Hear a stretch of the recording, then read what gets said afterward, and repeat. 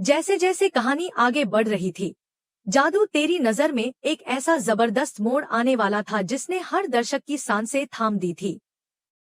अब बात सिर्फ एक शादी की नहीं रह गई थी, बल्कि एक बहुत बड़ी साजिश, एक बहुत बड़ी चाल और उससे भी बड़ा बलिदान सामने आने वाला था।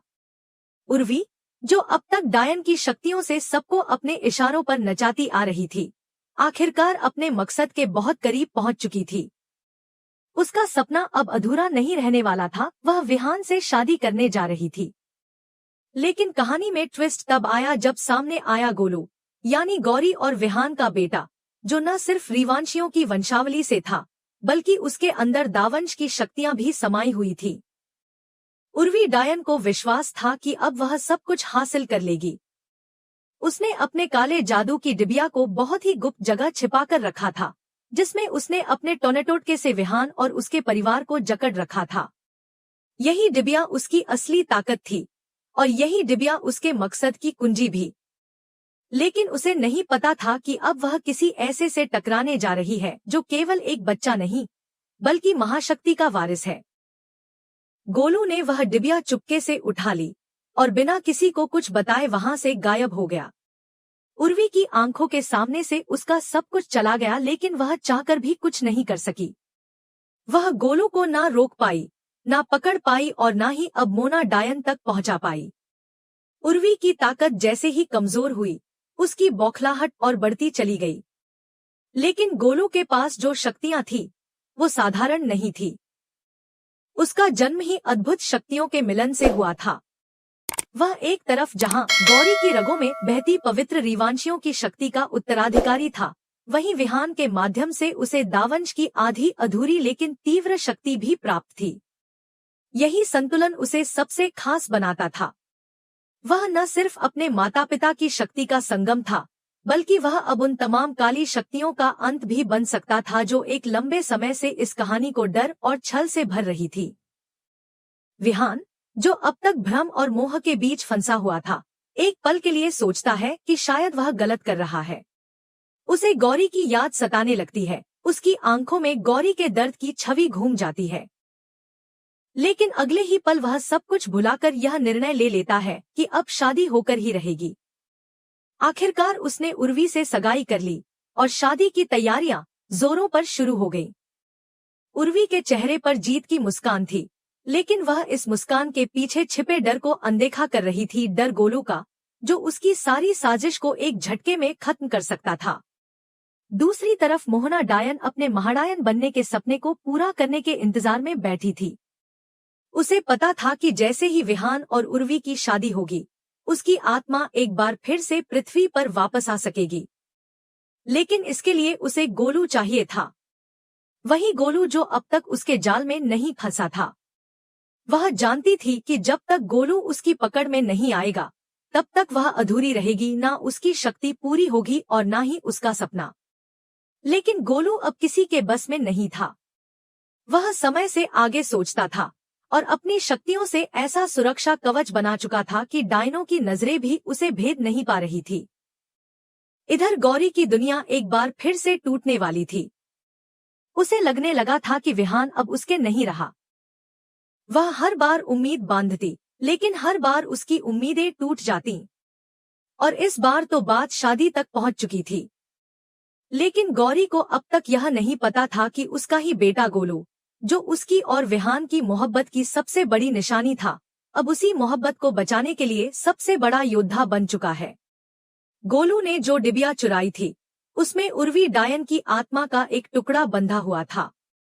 यही वजह थी कि जब डिबिया उसके हाथ से गई, तो उर्वी की शक्ति भी कम होती चली गई। उसकी आंखें डर से फैल गईं, उसकी चालें धीमी पड़ गईं और उसका आत्मविश्वास धीरे धीरे खत्म होने लगा। वह जानती थी कि अगर डिबिया उसके पास नहीं लौटी, तो उसका अस्तित्व भी खत्म हो जाएगा। विहान को अब कुछ कुछ समझ आने लगा था। वह गोलू की हरकतों को देखकर चौंकता जरूर था, लेकिन अंदर से उसे यह भी एहसास हो रहा था कि यह बच्चा कुछ अलग है। शादी के हर फंक्शन में, हर रस्म में गोलू की उपस्थिति किसी न किसी रूप में बदलाव ला रही थी। कभी अचानक बिजली चली जाती, कभी मंडप गिर जाता, तो कभी उर्वी के हाथ से सिंदूर की डिब्बी गिर जाती।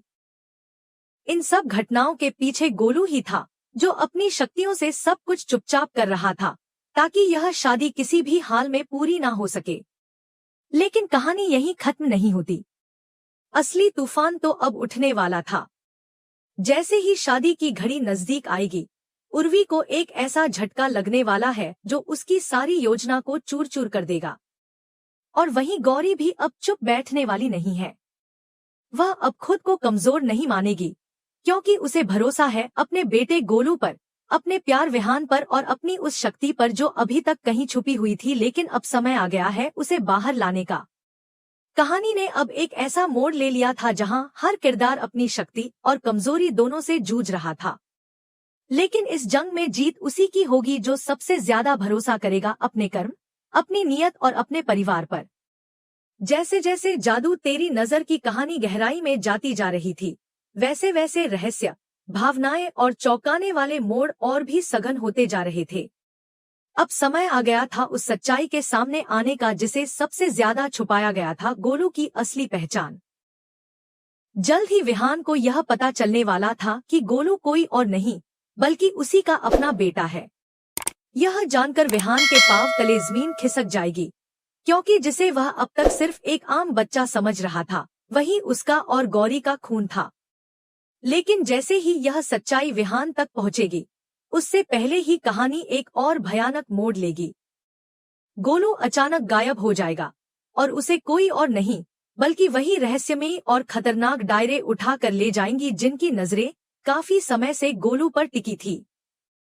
ये डायरे जानती थी कि गोलू की शक्तियां सामान्य नहीं है, और अगर मोहना डायन को महाडायन बनाना है तो उसके लिए गोलू की ऊर्जा ही सबसे जरूरी है। लेकिन यहाँ कहानी उतनी आसान नहीं थी जितनी इन काली शक्तियों ने सोची थी।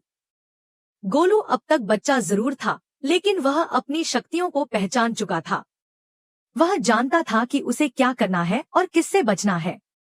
उसने उन डायनों को भी चकमा दे दिया जिनका नाम सुनकर लोग कांप जाते थे। गोलू के गायब होने के बाद गौरी और विहान का दिल हिलकर रह जाता है। उनके बीच चाहे जितनी भी दूरियां रही हों, लेकिन जैसे ही बेटे की बात आई, दोनों ने बिना एक पल गवाए उसे ढूंढने की ठान ली।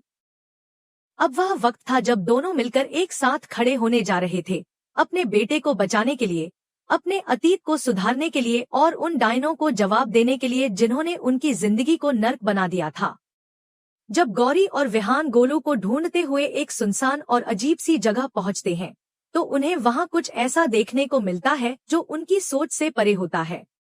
वहां गोलू बिल्कुल शांत खड़ा होता है, लेकिन उसके चारों ओर एक चमकदार ऊर्जा का घेरा बना हुआ होता है। और सामने खड़ी होती है मोहना डायन, वही डायन जो अब तक हर चाल में सफल होती आई थी। लेकिन अब उसकी आंखों में डर था, क्योंकि उसने अपनी आंखों से देख लिया था कि गोलू किसी साधारण शक्ति का नाम नहीं है।